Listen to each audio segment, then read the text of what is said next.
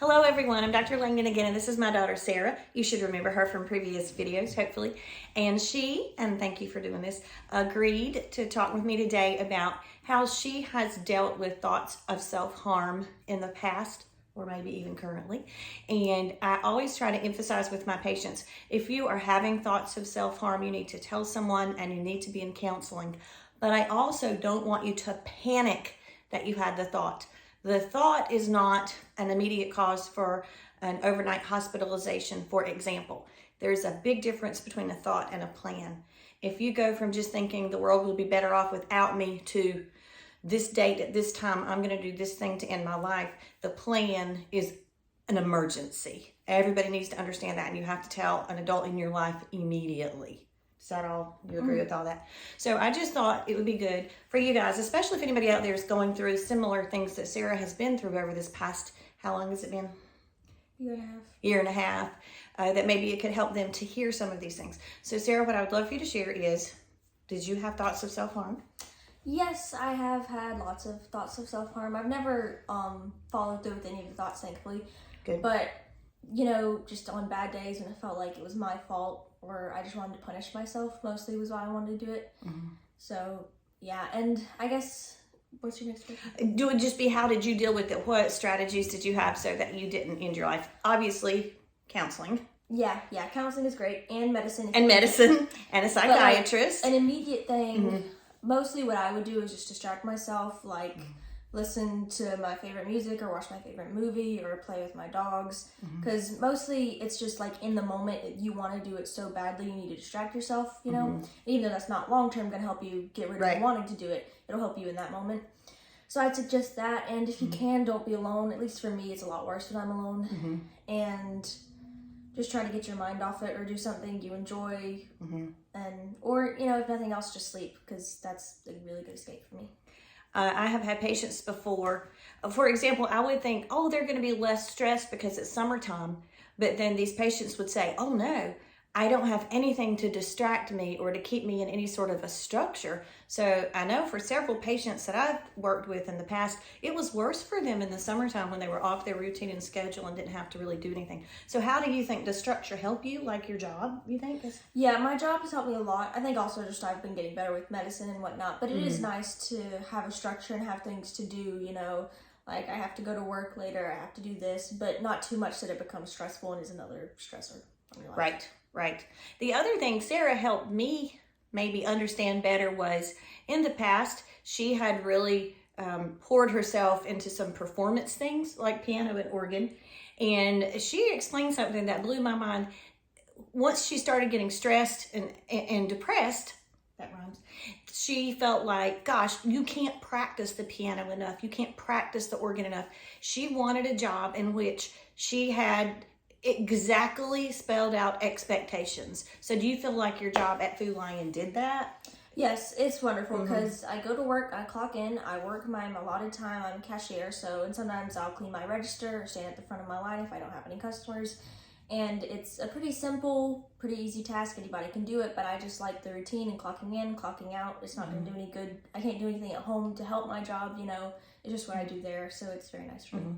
And her dad and I have been so pleased that she certainly was making improvements with psychiatrist and medication and her most wonderful counselor. But I've seen, maybe all that stuff's finally kicking in, but she has seemed more happy, more grounded, more regular, smiling, enjoying life more since she started her job, which is so funny to me because you think, oh, what if we're just stressing out my teenage kid because they have a job? But it might actually help them. I think it did in her case. Yeah, and if they want to. Yeah, right. I have there's a sense of community and belonging with my coworkers, especially because I never went to public school, so I was just kind of alone at home. You know, it's nice.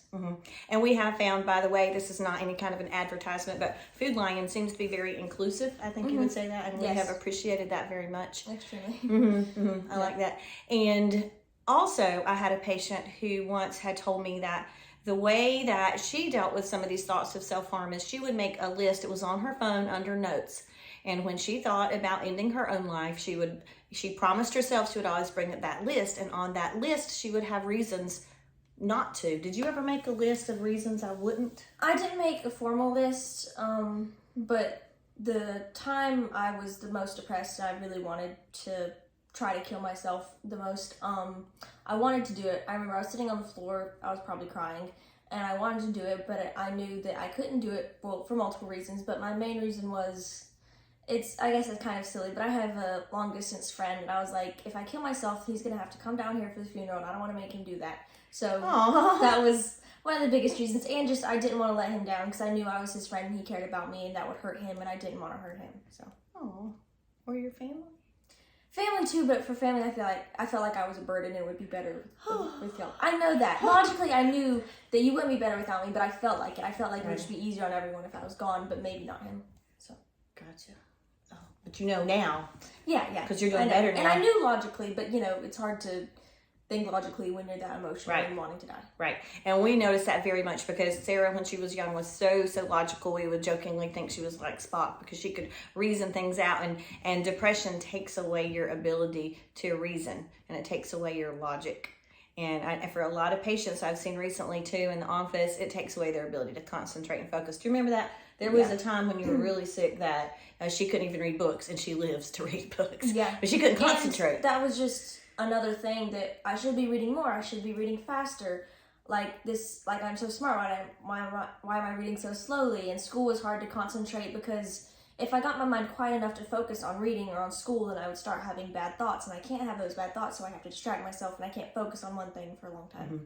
So I would say to some teens out there that if you feel like you've never had ADHD and now you think you do have it, it doesn't just pop up as a teenager. You would have had it by the diagnostic criteria we use since you were at least the age of 4. So if you've never had ADHD before and you suddenly think you caught it or have it, it's much more likely that you could have some anxiety or depression that's affecting your ability to concentrate.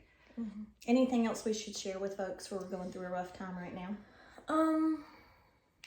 Oh, I have one. Is this okay? So I have run into an epidemic lately of families talking me into starting the child's medication, and I'm happy to help, obviously, but I personally don't feel comfortable doing the medications, SSRIs. We've talked about those a lot to help you have more serotonin, the feel-good, mood-regulating neurotransmitter, unless the child's receiving therapy, because the meds can help, but they won't help forever. You need to learn strategies and how to deal with increased times of stress and sadness. And so how would you feel about that? Like if you had only been on meds, do you think you've learned things in counseling? I've definitely learned things. And see, meds help with like the chemical part of your brain that's messed up, and making you depressed. But therapy helps me unravel like why I hate myself, why these things stress me out, and how to combat those things and how to learn to love myself again. And even if I was like chemically pretty happy and doing well, if I still hated myself, then that wouldn't be great, so both is the best option. Right, and I would strongly agree with that. If you are going through a time of depression or life-altering anxiety, you most likely need both therapy and medications, and therapy should always be the mainstay. You may need only therapy, but I don't feel that any patient would only need meds. They would always need to learn how to deal with some of these things. Anything else you would like to add?